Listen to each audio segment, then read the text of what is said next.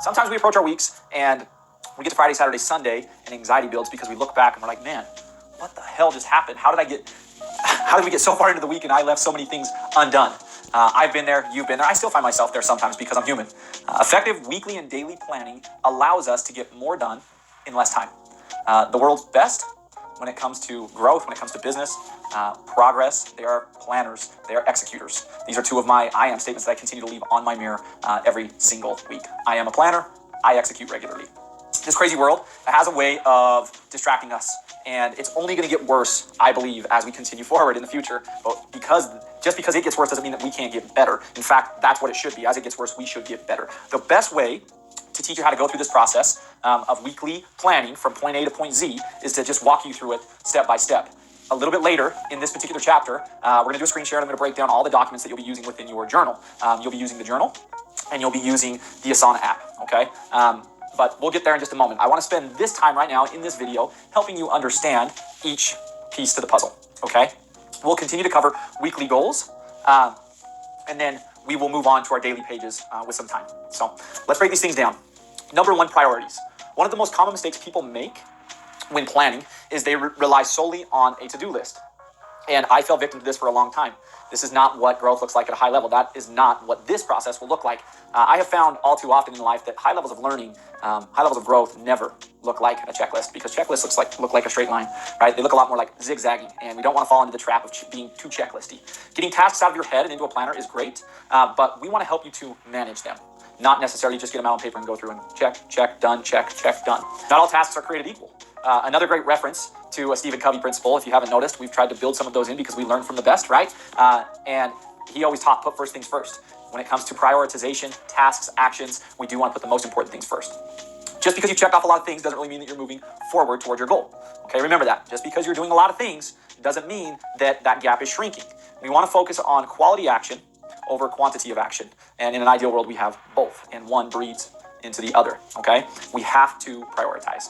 It is essential. Step one is to create a master task list. This can look like you doing this in a separate journal, just on a blank sheet of paper, okay? Your job is to create a running list of the to-dos or task items that you have throughout a week.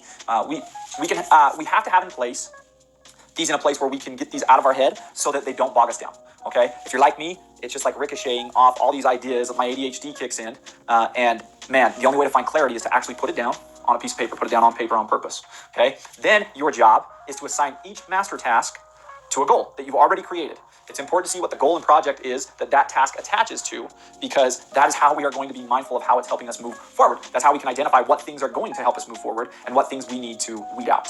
You'll see as you do this that there are a number of dumb, silly items that we list out every day that don't really get us anywhere. They don't really attach to any of our goals. And if you have picked up by now that one of the things we teach at the highest level possible is that your goals that you've drafted, moving forward, they are the things that dictate your time and your energy, okay?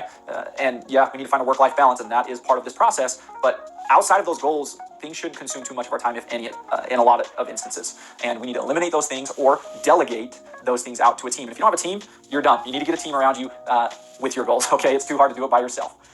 Okay, the time-bound piece, step 3, we need to set a deadline. Marking a due date helps us to hold ourselves accountable, and it also helps us to figure out how we are going to tackle our week, or how we're going to tackle each item within the week. This also helps us with prioritizing each item, which leads us into step 4, prioritization, okay? As you create this master task list, one of the ways we teach this is that we teach our students to give those tasks a number.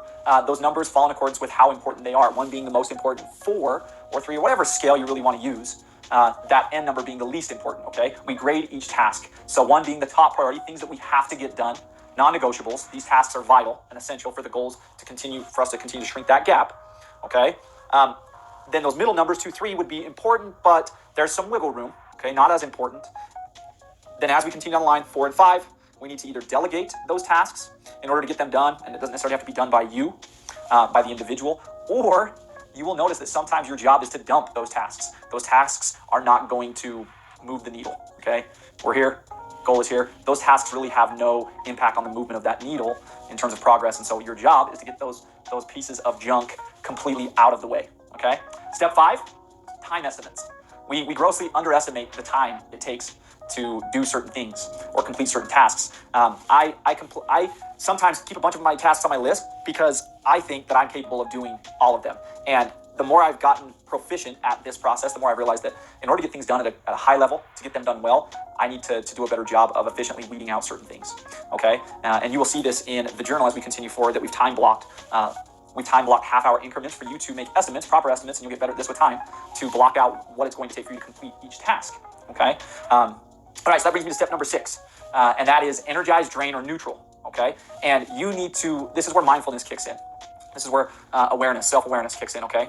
As you move forward, you will find that each one of these tasks, they will either energize you, drain you, or they're neutral.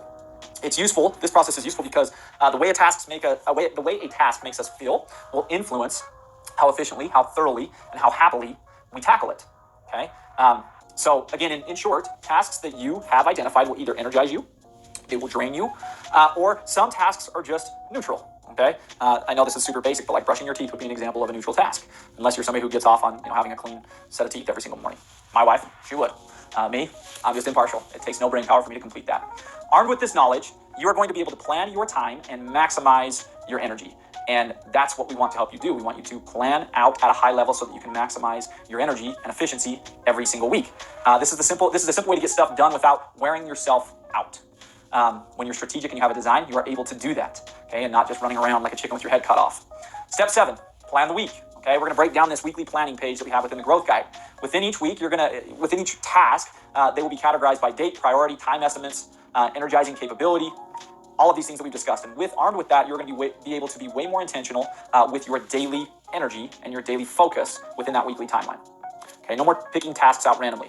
No more being intuitive, okay? Well, we want to be intuitive still, but you want to be strategic, okay? With the right weekly planning done, you're going to be able to hone in on the most important things every single week, and most importantly, execute at a high level, okay? We prioritize planning, particularly weekly planning and daily planning. We'll get to daily planning in just a minute. It's important to remember that the process we're about to go through isn't about perfection, okay? You cannot get stuck in the perfectionism trap, all right? This process, as with all processes that we are teaching you, is about getting better and better every single day. Little by little, a little becomes a lot, okay? It's not easy to live a 12-week year, and you're going to screw up, and that's okay. You're going to feel overwhelmed. That's okay. Focus on 1% better every single day. Progress is progress, okay?